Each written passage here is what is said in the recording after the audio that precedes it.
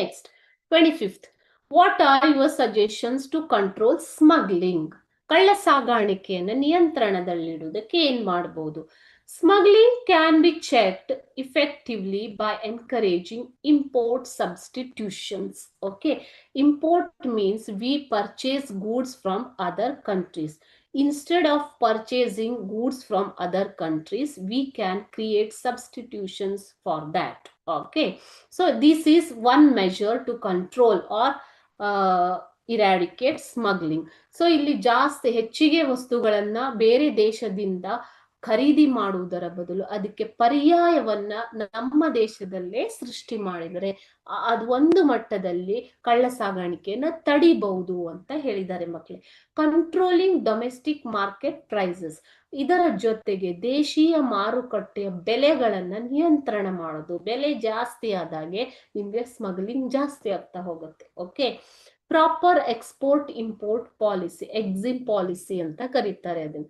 So ಆಮದು ರಫ್ತು ನೀತಿಯನ್ನ, ಸರಿಯಾದ ಆಮದು ರಫ್ತು ನೀತಿಯನ್ನ ಜಾರಿಗೆ ತರುವುದರ ಮೂಲಕ. ಹೆಲ್ದಿ ಫಾರಿನ್ ಟ್ರೇಡ್ ಪಾಲಿಸಿ, ವಿದೇಶಿ ವ್ಯಾಪಾರ ನೀತಿಯನ್ನ, ಆರೋಗ್ಯಕರ ವಿದೇಶಿ ವ್ಯಾಪಾರ ನೀತಿಯನ್ನ ಜಾರಿಗೆ ತರುವುದರ ಮೂಲಕ. Strict coastal vigilance services, coastal ಅಂತಂದ್ರೆ ಕರಾವಳಿ ಪ್ರದೇಶದಲ್ಲಿ ನಿರೀಕ್ಷಣೆ, ಸರಿಯಾದ ಸೇವೆಗಳ ನಿರೀಕ್ಷಣಾ ಸೇವೆಗಳನ್ನ ಜಾರಿಗೆ ತರುವುದರ ಮೂಲಕ. ಯಾಕೆ ಅಂತಂದ್ರೆ ಸೊ ಸ್ಮಗ್ಲಿಂಗ್ ಅನ್ನೋದು ಜಾಸ್ತಿ ನಡೆಯೋದು ನೇವಿ ಅಂದ್ರೆ ನಿಮ್ಮ 3 ತರಹದ ಟ್ರಾನ್ಸ್ಪೋರ್ಟ್ ಇರುತ್ತೆ ಅಲ್ವಾ, ನೇವಲ್ ಟ್ರಾನ್ಸ್ಪೋರ್ಟ್, ಅದರ ಮೂಲಕನೇ, ಸಮುದ್ರ ಮಾರ್ಗದ ಮೂಲಕವೇ ಹೆಚ್ಚಿಗೆ ಸ್ಮಗ್ಲಿಂಗ್ಗಳು ನಡೆಯುವಂಥದ್ದು. ಆ ಕೋಸ್ಟಲ್ ಏರಿಯಾದಲ್ಲಿ ನೀವು ಜಾಸ್ತಿ ಸರಿಯಾದ ಒಂದು ಸರ್ವೆಲೆನ್ಸ್ ಸಿಸ್ಟಮ್ ನ ಜಾರಿಗೆ ತಂದ್ರೆ, ಸುರಕ್ಷತಾ ಕ್ರಮಗಳನ್ನ ಜಾರಿಗೆ ತಂದ್ರೆ ಸ್ಮಗ್ಲಿಂಗ್ ಅನ್ನ ಕಡಿಮೆ ಮಾಡಬಹುದು. Punitive measures to economic crimes, ಆರ್ಥಿಕ ಅಪರಾಧಗಳಿಗೆ ಸರಿಯಾದ ಪನಿಷ್ಮೆಂಟ್ ಅಂದ್ರೆ ಒಂದು ಶಿಕ್ಷೆಯನ್ನ ನೀಡುವುದರ ಮೂಲಕ. Okay, international and interstate trade agreements are the main remedies to check smuggling.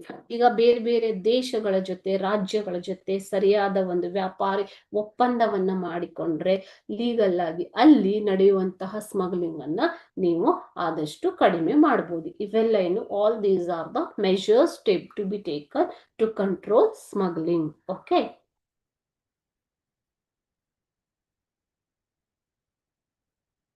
next, proper awareness should be created among people that smuggling is an economic crime. ಇದರ ಜೊತೆಗೆ, ಆ ಮೆಷರ್ಸ್ ಜೊತೆಗೆ ಜನರಲ್ಲಿ ಜಾಗೃತಿಯನ್ನ ಮೂಡಿಸುವುದು. You have to create an awareness in people that it is a economic crime, ಅಂದ್ರೆ ಇದು ಆರ್ಥಿಕ ಅಪರಾಧ ಅನ್ನುವಂತ ಜಾಗೃತಿಯನ್ನ ಮೂಡಿಸಬೇಕು.